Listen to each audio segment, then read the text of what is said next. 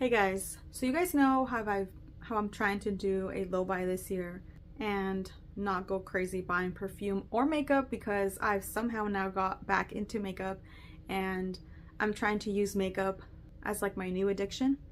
So I wrote down some ways and things that I can distract myself from purchasing things because I really struggle.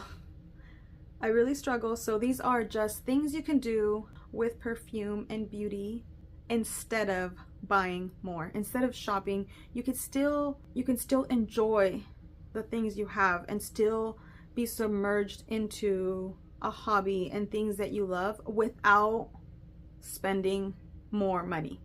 So let's get into my list of things. And I made this list for myself, but then I was like, maybe I should just share it. But these are things that I'm gonna go to whenever I'm feeling like I want to buy something. So for perfume activities, I'm gonna do things like go smell my perfumes.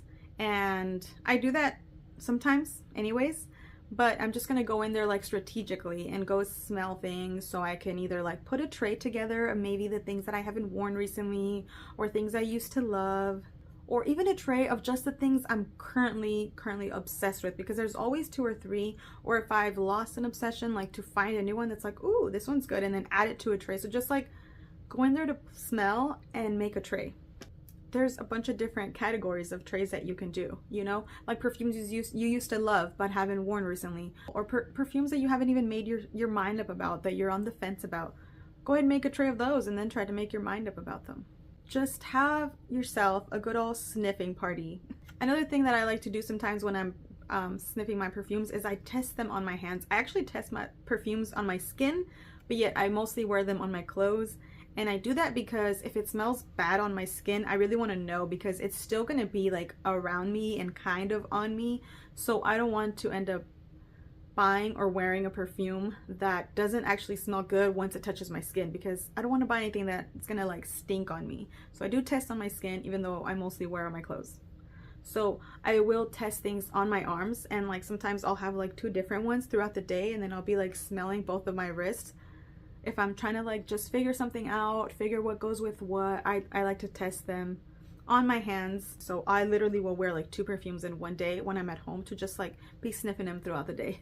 So another thing you can do is find perfumes that you can potentially declutter and actually list them for sale. Like figure out if you're okay letting it go, test it out, like, you know, on your wrist, and then you could figure out if you're gonna let it go, and you could sell that. And selling perfumes again, kind of can be fun, especially when you have a perfume that you don't love that is potentially like one that you can get you can get a decent amount of money for. There's some perfumes that are like discontinued, or the prices have gone up on them, and they actually sell okay. And it might be some of these older ones, things that are not like very important or special to you, that are just sitting there on the shelf. And sometimes you could have like $75 sitting there, $100 sitting there for a perfume that may not have even cost you that much. But definitely some perfumes have gone up in value. And if not, you can also just gift to some of them if you have somebody to gift them to. But the fact of like letting it go, it kind of like releases this like stagnant energy. So it like revitalizes your little collection and your excitement for your collection, to be able to like weed out the ones that are not loves and they're just kind of in the way of your loves. I will be having a video from start to finish on how to sell perfumes on Mercari, how I sell perfumes on Mercari, and how I made like $3,000 back from my perfume collection in the last year and a half. So definitely stay tuned for that video. And photographing and selling the item is also part of an activity. So when you're going to sell these perfumes, you also have to photograph them, which means you kind of have to set them up with a little bit of decent lighting if you can. So it's kind of like an activity on its own.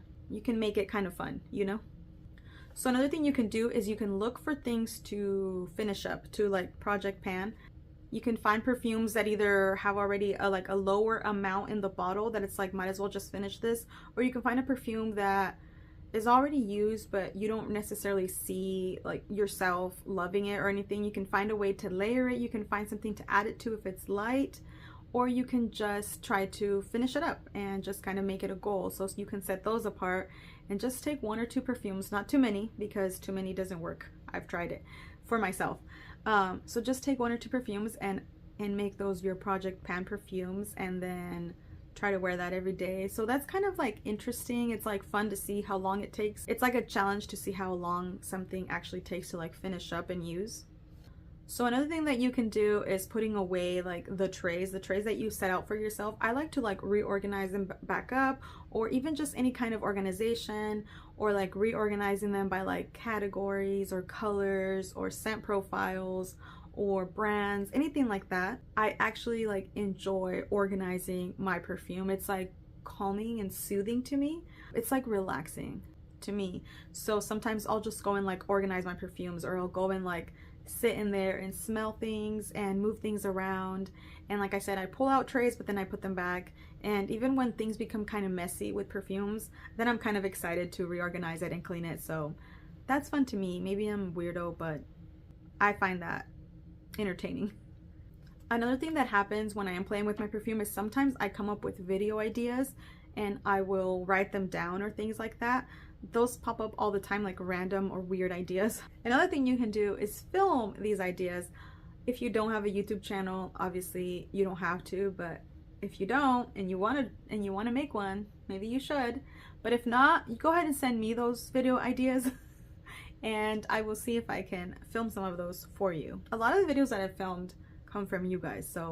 So when it comes to makeup, I have a similar strategy that I do is I like to play with my makeup. I like to reorganize it, especially after I do my makeup, like after a makeup session, there's like a makeup mess, and I like to reorganize and put the brushes back where they go and put all the makeup back where it goes, because if not, it just keeps piling and piling and then I can't find things. So I kind of like organizing those.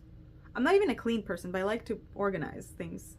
I also try to like dig through things sometimes to find things that I haven't used recently, to try to bring them out to the surface or remind myself to use it, or I'll be like leave it on top so I can use it up next time, like, or use it more. Because sometimes when you dig in there, there's a lot of like forgotten things and it's like, what? I love this. Why haven't I worn it? And it's because it's been on the bottom of the pile.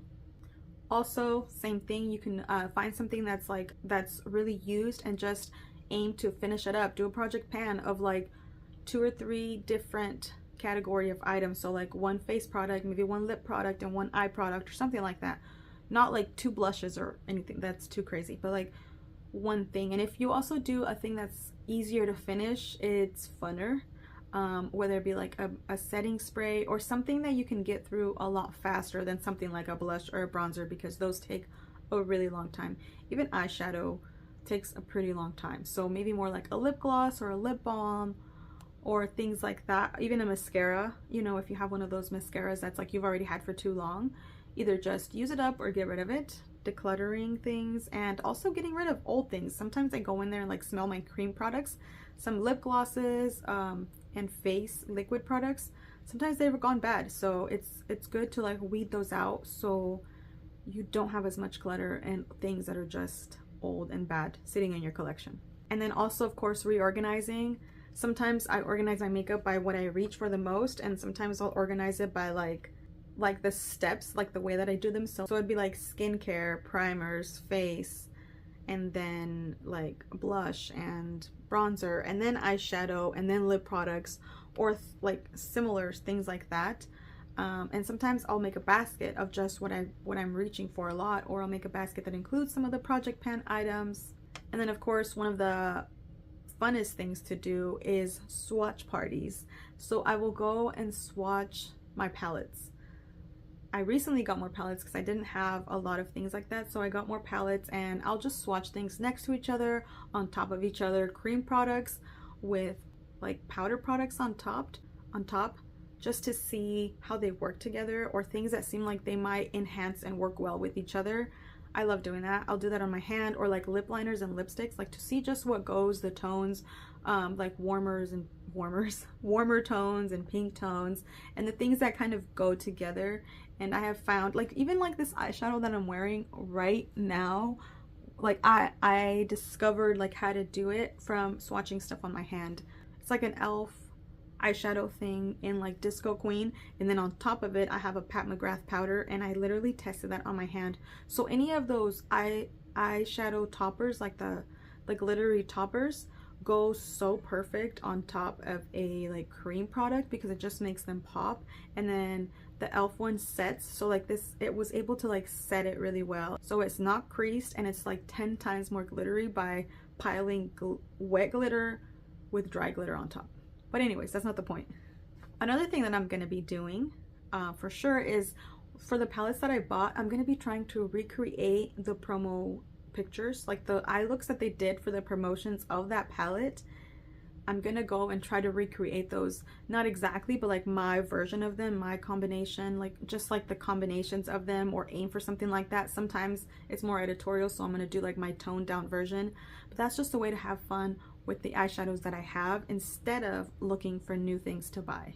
Also, another thing that I do even to get inspiration is to go and search in the YouTube search bar the eyeshadow that I have, and there's people that post like 5 eyeshadow looks with this palette, or even the review of it when they first got it and they tried it out. I'll go and I get ideas on what eyeshadow looks to do.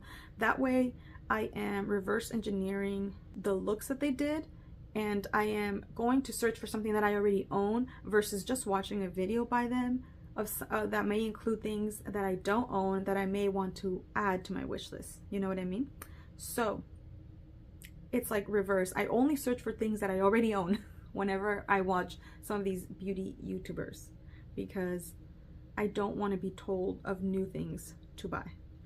So another thing that I'm gonna start doing this year is I'm gonna be trying to recreate trending looks on TikTok with things that I already own.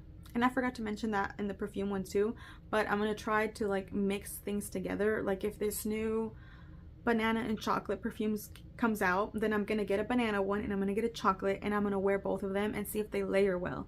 Or if a cookies and cream one comes out, then I'm gonna get a cookie perfume and I'm gonna get a cream one. Or whatever type of combination comes out, I'm gonna try to recreate a similar vibe. Like, if you know when people say like, oh, this perfume smells like if this one and this one had a baby. So I'm gonna just get the 2 perfumes that they're talking about, or something even similar, and try to play with perfume and combinations like that. So a lot of the things that come out, like palettes and all that, I mean, there's no new colors that are coming out with. So a lot of these palettes, you can recreate or dupe them within your own collection. So that's definitely something I'm going to do this year. Anything that catches my attention that makes me want to buy it, I'm going to try to dupe it with what I have. And another thing that I'm gonna do, just to like play with my makeup and kind of push myself a little bit, is to try like this like edgy or new trending thing that's a bit too much, but just to try it at home, just for funsies, like just for fun, just to kind of like push the limit and try new things. I don't want to get stuck like too in my old ways, because that's what I've been doing.